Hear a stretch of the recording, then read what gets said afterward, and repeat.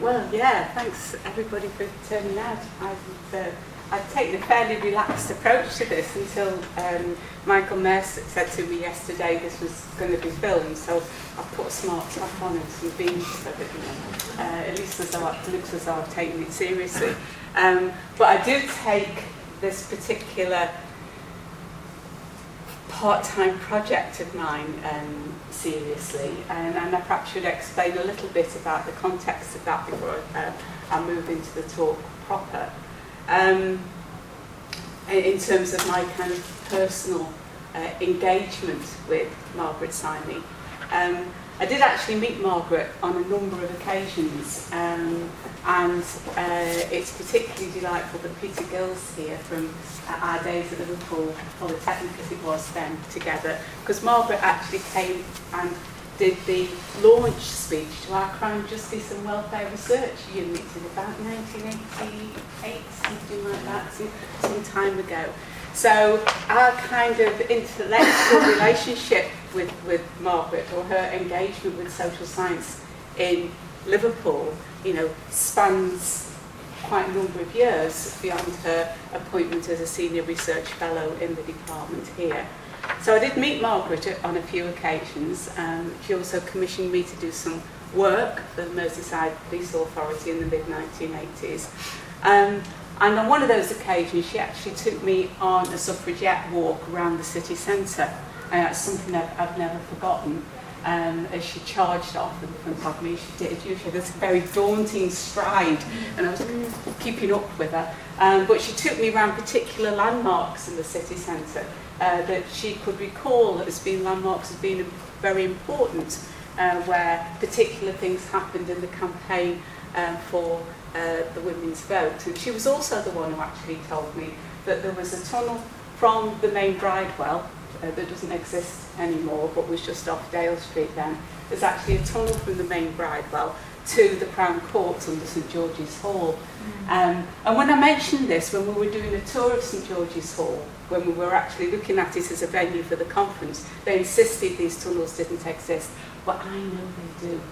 Partly because Margaret told me, but partly because I have it on other authority that those tunnels did and do exist. So it was a really kind of different take on presenting Liverpool to me. I'd actually been working in Liverpool. I started the Poly in January 1975, so I've been in Liverpool a few years, and meeting Margaret gave me a different feel to the city, particularly at a time when the city was going through some quite contentious issues during the mid-1980s. So part of me has got a passion, because I knew her, and because I admired her enormously. And part of me has got a real intellectual interest in the shape and form that her engagement with her life and with the things that she did with her life, what they actually represent. So, to the talk proper. That's why, that's partly why the title's there. Was she an extraordinary woman doing ordinary things, or an ordinary woman doing extraordinary things? And that's kind of quite an interesting conundrum if you take her life as a whole. Okay. For those of you who don't know, she was born in 1906, died in 2004. She was born in Glasgow, educated at St Paul's in London. Moved to Liverpool aged 18 when her father took up the role of, I think it was director of what was then the kind of technical college on Tythe Street, which actually became Liverpool Polytechnic. There's a kind of another quirky connection of history. 1935 she married Tom Simey, who at that time was a lecturer in the department here at Liverpool. 1963 became councillor for Granby and continued in that role. Retired in 1986, retired in 1986. So that's really kind of quite important if you think about, her life as a whole. And her first book was published in 1951, and the last one was in 2005. It was actually edited by Dave Bingham. Dave Bingham was actually a university teacher here, subsequently became a PhD student, and ghost wrote the book with her prior to her death, and perhaps actually lived next door to her for quite a substantial amount of time. And I think the photograph is the kind of image of her we all remember, I suspect, because she seemed to perennially be like that. I mean, it would be perhaps a distortion to present younger photographs of her, but that's, I think, the kind of collective memory of her and her really powerful presence when she entered a room. Okay, so that's just by way of context. Now you might think that I was going to talk about, the riots and blah-de-blah-de-blah. Actually, I'm not. But I think it would be remiss just not to recognise that was obviously a pivotal moment in her life as a councillor, and certainly her life as chair of the police authority, and certainly was pivotal in terms of the development and later relations that Liverpool had with central government and so on and so forth. Much of that has entered into kind of almost common knowledge, I suppose. I don't really want to spend too much time on that bit of her life, because actually that was just a bit of her life. It was only 5 years for a woman who lived an awful long time and had an awful lot else going on for her in her life. Much of what I'm going to say is actually connected to the fact that I spent quite a long time in dribs and drabs in the archives in the library, where actually there are all her diaries, and I've read quite a few of them, and I've read quite a lot of minutes from meetings and her comments on meetings and other sorts of newspaper cuttings. It's actually a huge resource that's in the archives in the library, but you do have to sign a confidentiality agreement when you go in and read them, that you're not actually going to say anything defamatory about anybody living, or anyone that can, even if you don't know whether they're still living, that you can presume that they're still living until you've passed 100 years, until you can assume that they might actually be dead. Yeah, so there's a confidentiality agreement. So whilst there's lots in my notes about individuals and her personal comments on individuals, I'm not going to go down that salacious route either. Some of which, is actually very complimentary, some of which isn't quite so complimentary. That's for another opportunity, because I keep harbouring this kind of secret ambition that I'm going to write a biography about her at some point or another. But having tried twice to get some funding to do some work on this archive material and failed, I think it's going to become a retirement project rather than a kind of project while I'm trying to do other things as well. But she was a significant figure during those turbulent years. Some would say what she did and what she said was detrimental to police-community relations. Some would say what she did was hugely important in terms of police-community relations. Some would say that she actually put the questions of police accountability squarely on the agenda. Others would say that actually she opened the door for what subsequently happened in relation to local impact on police forces, insofar as the Tory party very quickly, by the time we got to the early 1990s, had impoverished the power of police authorities. So now we get these silly creatures called police and crime commissioners, that seem to me to devalue the whole notion of accountability completely. But I kind of will come back to that point at the end of the talk. But just to get a flavour of the contentiousness of the kinds of things that she said and the kinds of positions she adopted, there was, in the 1980s, a local magazine called City Girl that had a headline in an article about her that referred to as the elegant devil that they love to hate.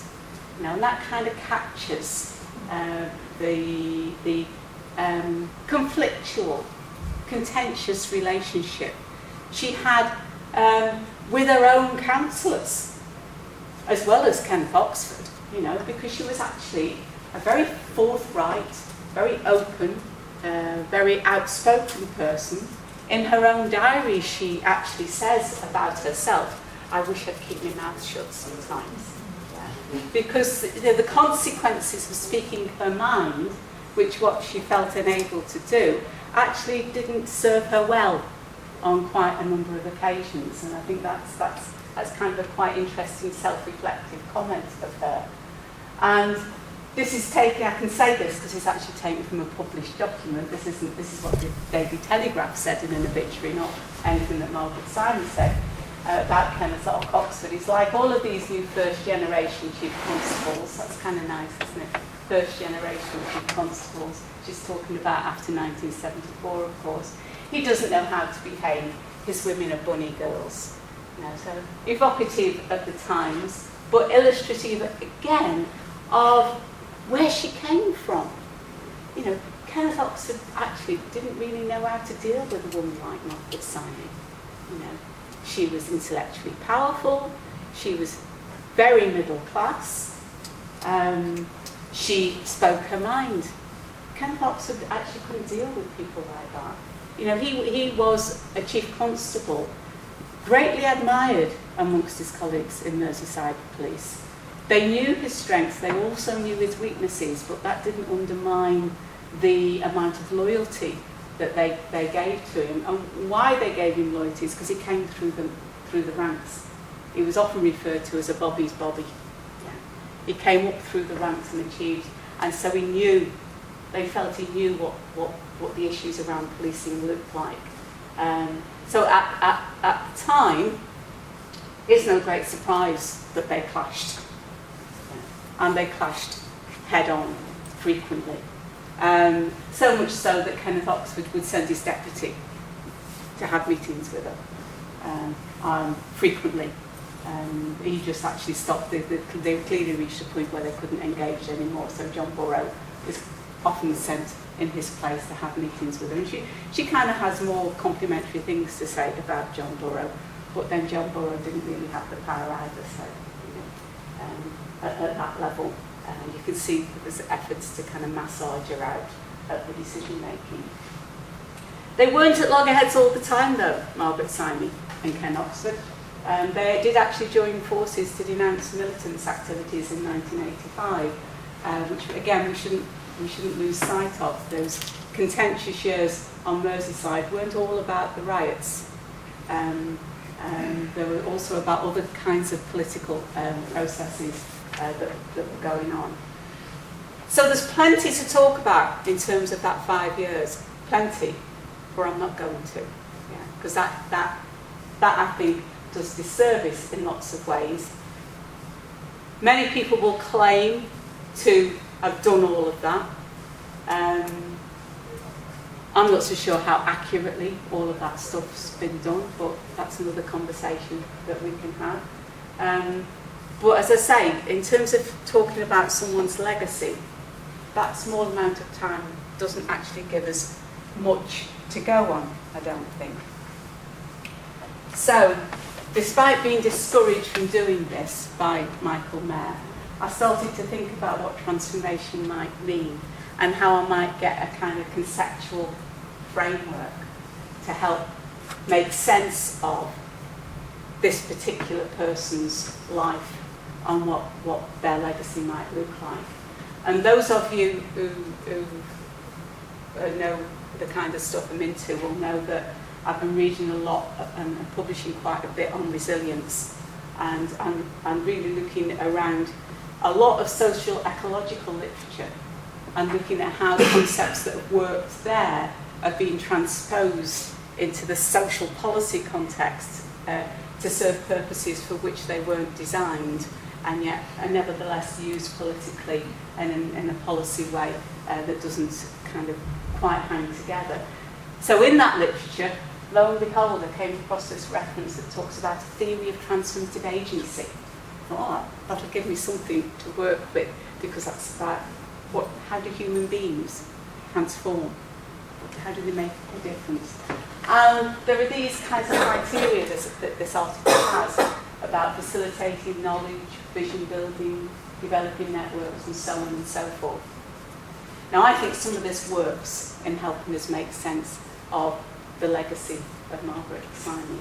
So I'm going to use one or two of those concepts to work through some of the things that I think were much more interesting about her, and in some respects, arguably, much more important.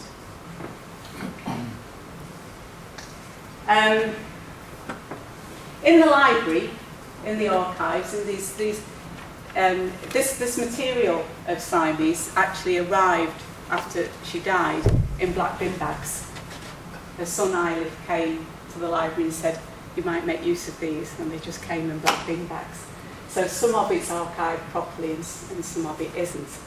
But in amongst the black bin bags was an unpublished manuscript.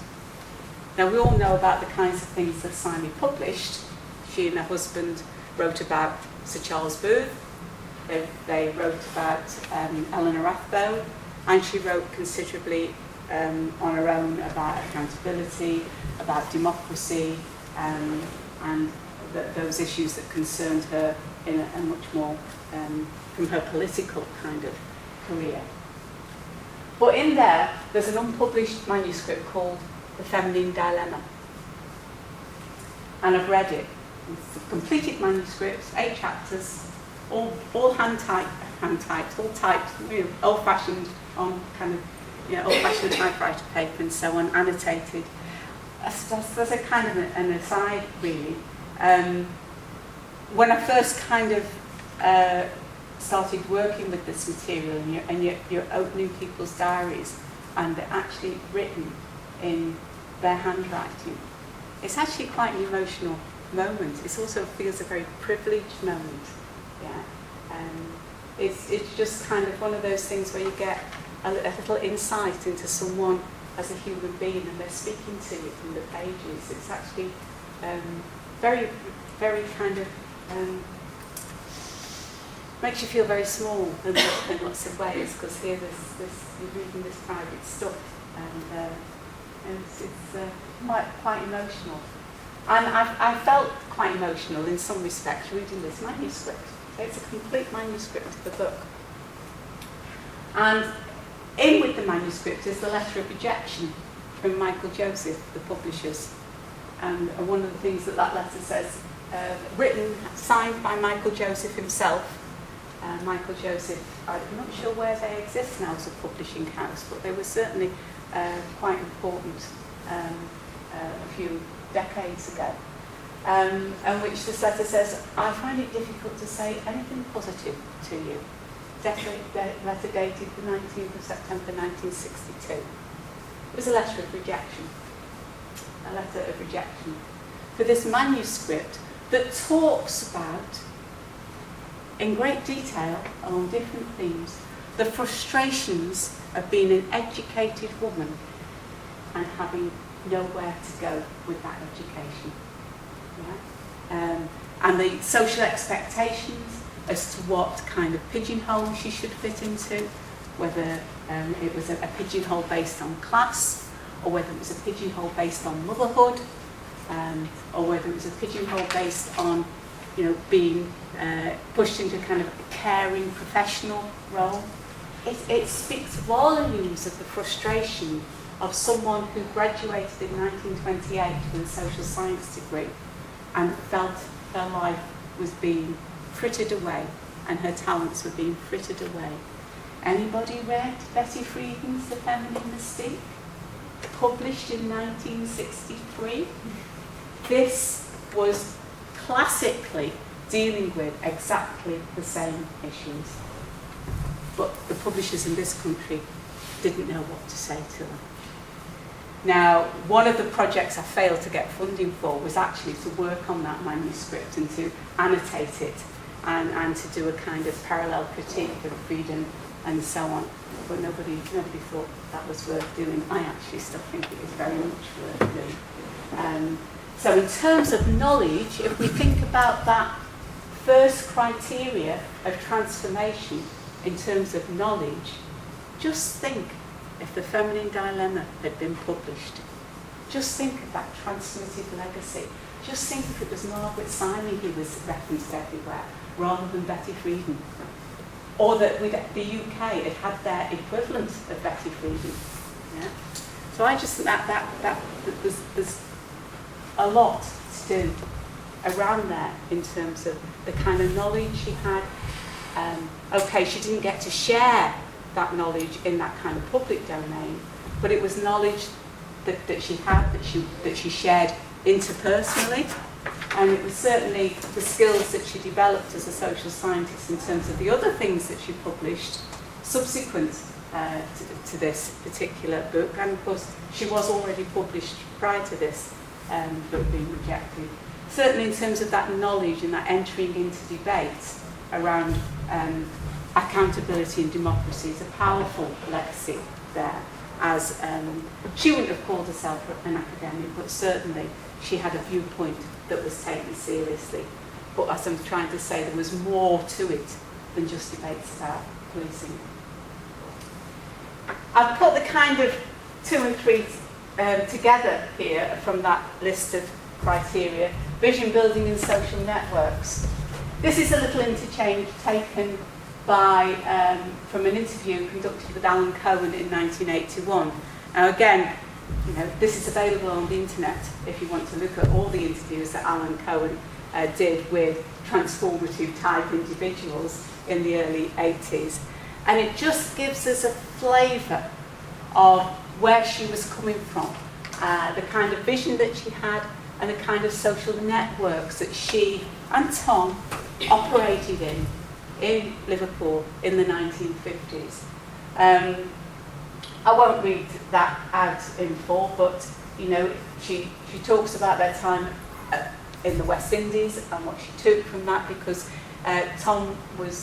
she and Tom went out to the West Indies during the war, 1940 to 1945, in which Tom was assigned the role of kind of developing infrastructural social policy type initiatives in the West Indies, and he was commissioned by the government to do that, and she went with him with their son, of course. So she learned a lot from that context, and so she brought that back, that commitment, that vision about what citizenship might look like and how you might implement that. But read this other sentence here. So when we moved in here, so that my husband could bring, I suppose, the old web Fabian stuff, he brought all the intelligentsia, Margaret Mead, Titmuss. These were visitors to their house. The Webbs came, the key members of the Fabian Society were part of the people who occupied Blackburn Terrace during the 1950s and early 1960s. So the potential in terms of those social networks and her ability to build on that for her later capacity developing dialogue as a councillor for Granby Ward was actually quite immense. And in a sense, if you think about it, fits beautifully with our older conceptions of the welfare state and philanthropy and so on and so forth. So vision building, you can see where a concept of citizenship came from and how she wanted to develop that. Social networks, hugely well connected in terms of the intelligentsia. Okay. One of the other criteria of transformative agents is the question of trust. This was something that bothered Margaret Simey quite a lot, the question of trust.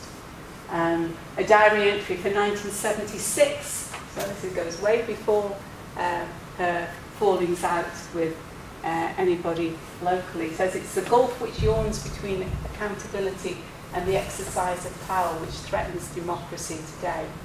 And that gets translated operationally into trust, for all practical purposes. She was really concerned with what she had a phrase called the politocracy of the intelligentsia, of the professionals. She didn't like that. She was very, very critical of the way in which professionals took ownership of things and took away from people their potential capacity to sort things out for themselves. And as a consequence, lacked trust. Ordinary people didn't trust them. And I think one of the things that you might want to reflect upon is that in her role as a councillor, I suspect that's one of the things she had in bucketfuls, was trust. She might have spoken her mind. She might have said things that people didn't like. She might have upset people, but it didn't mean to say they didn't trust her. So that if she took something on board and she took it seriously, she would do her best to kind of resolve those sorts of local dilemmas. So I think actually there's a strand to her work and her life that puts trust in the frame that actually has huge resonance today in terms of people's relationships with politicians or politics more generally, or professionals more generally. So I think there's a way of reading her work, if anybody wanted to take the time to do that, that would give us a really interesting frame for understanding the contemporary social world. I'm not so sure about innovation, so not all of these concepts are going to work, but she was certainly prepared for change. She certainly, could work with change, even though it saddened her that the voluntary sector was falling by the wayside to a certain extent. And from her diary, she can actually get some very strong statements that she thought it was actually demeaning to work for the public sector. That's kind of quite an interesting observation to reflect upon now. That actually that voluntary work wasn't valued more in lots of ways, and the actual both rewarding nature of voluntary work, not just for the people doing it, but for the recipients of it, was, I think, a powerful message from what she was interested in. Connects to that kind of politocracy of the professionals bit, about who owns what and who gets to work with what. And the other factor, seize opportunities, communicating small wins, facilitating conflict resolution. We could spend different amounts of time talking differently about her capacity as a transformative agent along those different sorts of themes. So,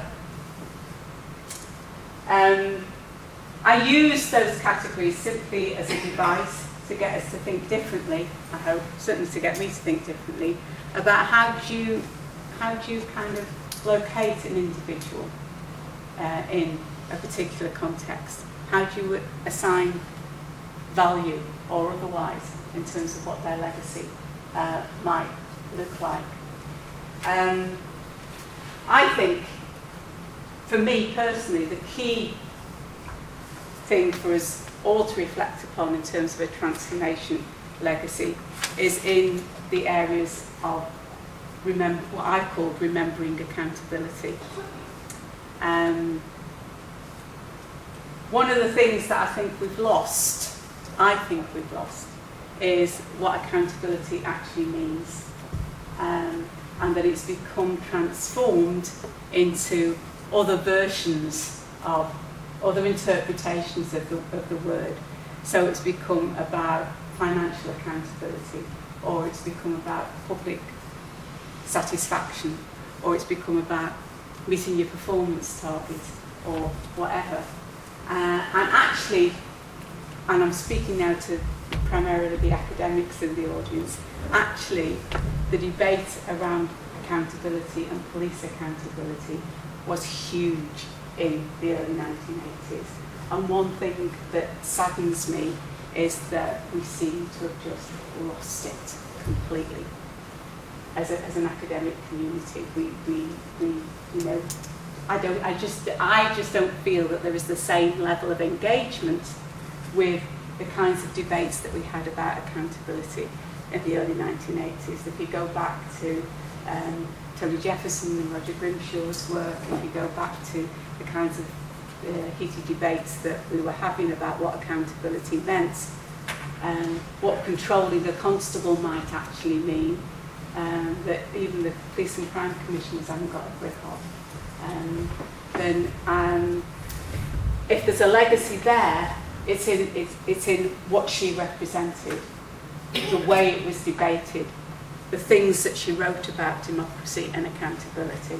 And I suppose what I'm saying, that if we took the time to look, it's really important to revisit those things that mattered to me from the early 1980s, not whether she got on with Ken Oxford or not, not whether the police were racist or not, because that's kind of part of the accountability agenda as far as I'm concerned.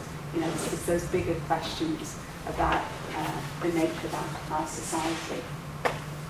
So I'd focus on that if I was making a case for a transformative legacy. There are other things in there that obviously, by implication, I think, follow on from that. You could say that what she was doing for a woman of her class, for the particular historical moment in which her life spanned, 1906 to 2004, that what she was doing was actually pretty ordinary. She was in the right place at the right time. She came to Liverpool University, was taught by Eleanor Rathbone, was an early graduate in social science. She followed Eleanor Rathbone's footsteps, because Eleanor Rathbone was councillor for Granby Ward as well. Margaret Simey followed in those footsteps. You might also know, or not know, that Margaret Simey was Bessie Braddock's agent, you know, PA at one time too, during the 1950s. She did a few different things. She also worked in Buxton. One of her first jobs was in a girls' hostel in Buxton. Okay, so she did a range of different things, but all, if you like, emanating from the position, the class position she was in, because those were the kinds of networks that she had available to us that provided her with that kind of opportunity. So you could just say what unfolded was a matter of her being in the right place at the right time. The case for the extraordinary, though, was perhaps a tad stronger, in that, particularly if the Feminine Dilemma had been published, that would have been extraordinary. I think in the case for the extraordinary, there's also stuff about sex and age. Think about how old she was when she was standing up to Kenneth Oxford. Think about the kinds of ways in which we think about age contemporarily. Some of you will know that kind of touches on a real sore point for me, because having been told by a dean in this university that I was too old to have vision to be a head of department, that kind of makes you think a bit. Yeah. So we need, that's a bit of a flippant comment, but just think about the extraordinary achievements she made as a woman later in years. I mean, I think that has to be something worth thinking about as a potential for transforming how we think about age and sex. Of course, I've put in there, what if she's been a man? Now that's kind of, posing the other side of the coin. Might say, well, would we be talking about her at all if she'd been a man? Yeah? It's kind of an interesting comment, because some of the kind of conflict she was engaged in is what you kind of expect blokes to do, isn't it? Yeah. But she did it, so I think there are some really kind of extraordinary things as well as ordinary things. One of the things that that I thought about when I was actually putting this talk together was that, going back to that magazine title about the elegant devil, the people that she loved to hate. Why did she annoy people so much? Yes, she had a presence. She spoke her mind. She strode around the city. But why did she kind of ruffle so many feathers? Because I think she did. And as I was putting this last slide together, I was reminded of something that Dorothy Smith said in a conference. I don't think she's written this anywhere, but it was a lecture she gave that I had the privilege of listening to about 20 years ago. And Dorothy Smith said, "A whistling woman and a crowing hen draws the devil from his den." And of course what Dorothy Smith was talking about was anomalies, and the way in which anomalies make people feel uncomfortable. And that's one way of thinking about Margaret Simey. She was an anomaly. In some senses you could say she was actually in the wrong place at the wrong time because of who she was, because of her class, because of her sex. And that actually upset people because they didn't know how to deal with it. She was a powerful woman. It's certainly true of Alison Halford. She was an anomaly. Certainly true of Alison Halford. That part of the struggle that she had at being recognised and moving towards a chief constable was because of her being a powerful woman and being anomalous in that powerful situation. And one of the things that perhaps Alison Halford got slightly wrong in the politics of all of that was that she actually chose trying to beat the men at their own game as a strategy for resolving those dilemmas, which I think backfired on her. And if anybody wants to talk to me about Alison Halford, I can do that privately out of the room. But I think that's what she was. She was an anomaly, and that's why she upset people. But out of anomalies, we learn what the norm looks like. We learn what is being challenged. We're encouraged to reflect upon why people are being made angry. And for that reason alone, I think her legacy is worth valuing enormously because she upset people. And I think that's a good thing to do.